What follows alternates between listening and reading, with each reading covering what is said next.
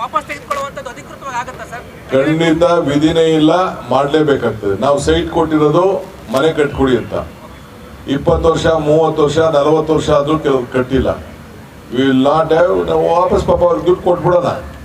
ಅವ್ರಿಗೇನಿದೆ ದುಡ್ಡು ಏನು ಕಟ್ಟಿದ್ದಾರೆ ಅದಕ್ಕೆ ಬಡ್ಡಿ ಗಿಡ್ಡಿ ಎಲ್ಲ ಸೇರಿಸಿ ಕೊಟ್ಬಿಡೋಣ. ಅದಕ್ಕೆ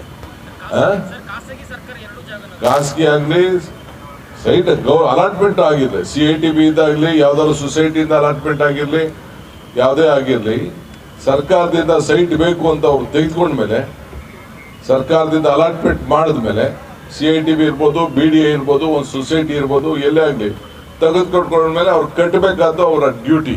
ಅದಕ್ಕೆ ನಾವು ಅವರೆಲ್ಲ ಕಾಂಪೌಂಡ್ ಹಾಕೊಳ್ತಾ ಹೋದ್ರೆ, ಬರೀ ಕಸ ಹಾಕೊಂಡು ಕೂತ್ಕೊಂಡ್ರೆ ಯಾರೋ ಕಸ ಹಾಕ್ಬಿಡ್ತಾರೆ, ಅವ್ರು ಹಾಕ್ದೇ ಇರ್ಬೋದು, ಅವ್ರ ಜಾಗಕ್ಕೆ ಅವ್ರು ಕಸ ಹಾಕ್ದೇ ಇರ್ಬೋದು.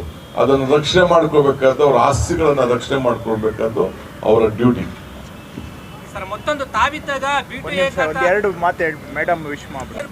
ಬಿಜೆಪಿ ನಾಯಕರು ಆರೋಪ ಮಾಡ್ತಾ ಇದ್ದಾರೆ. ನೋಡಪ್ಪ, ಬಿಜೆಪಿಯವರು ಸ್ನೇಹಿತರು ಆರೋಪ ಮಾಡ್ತಾರೆ. ಪಾಪ ನಾನು ಗೌರವ ಅವರೇ ಸಲಹೆ ಕೊಟ್ಟಿದ್ದು ಆಲ್ ಪಾರ್ಟಿ ಮೀಟಿಂಗ್ ಕರಿಬೇಕು ಅಂತ. ಇನ್ನ ನೀರು ಬಿಟ್ಟಿಲ್ಲ, ಆದರೆ ಸಾಯಂಕಾಲದಷ್ಟೊತ್ತಿಗೆ ನೀರು ಬಹುಶಃ ಒಂದು ಡ್ಯಾಮ್ ತುಂಬುವಂತ ಒಂದು ಪರಿಸ್ಥಿತಿ ಬಂದ್ಬಿಟ್ಟಿದೆ. ನೀರನ್ನು ನಾನು ಹಿಡ್ಕೊಳ್ಳೋಕ್ಕೆ ಆಗುವುದಿಲ್ಲ. ನಾಳೆ ನಮ್ಮ ಎಲ್ಲ ಆಗಲೇ ತಮಿಳುನಾಡವರು ಸುಪ್ರೀಂ ಕೋರ್ಟ್ ಹೋಗ್ಲಿಕ್ಕೆ ತಯಾರು ಮಾಡ್ಕೊಂಡಿದ್ದಾರೆ ಅಂತೇಳಿ ಇವತ್ತು ಸ್ಟೇಟ್ಮೆಂಟ್ ಕೂಡ ಕೊಟ್ಟಿದ್ದಾರೆ. 36ರಿಂದ 39 ಕ್ಯೂಸಿಕ್ ನೀರು ಬೆಂಗಳೂರು ನಗರಕ್ಕೆ ಬರ್ತಾ ಇದೆ.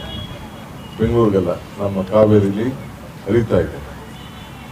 ಅವ್ರು ಕೊಟ್ಟಿರೋದು 3600. ಆದರೆ ವಿರೋಧ ಪಕ್ಷದವ್ರಿಗೆ ಚರ್ಚೆ ಮಾಡಿ, ಕಾನೂನು ತಜ್ಞರ ಚರ್ಚೆ ಮಾಡಿ ನಾಳೆ ತೀರ್ಮಾನವನ್ನು ಮಾಡ್ತಾರೆ.